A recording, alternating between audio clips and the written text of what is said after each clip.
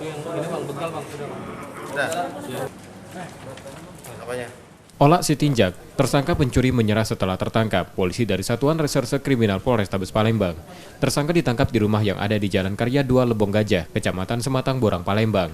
Kasat Reskrim Polrestabes Palembang AKBP Nuryono menerangkan, tersangka tertangkap berawal dari laporan beberapa korban.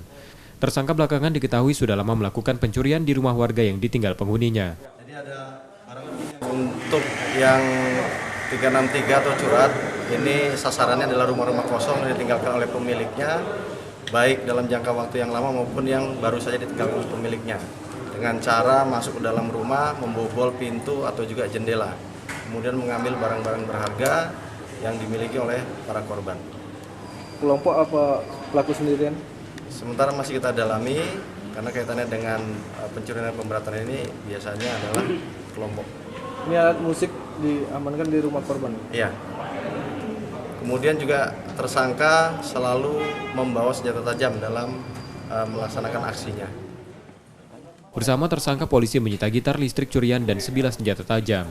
Kini tersangka ditahan di tahanan Polrestabes Palembang untuk proses hukumnya dan terancam hukuman 5 tahun penjara. Yudi Kiswanto, Kompas TV, Palembang.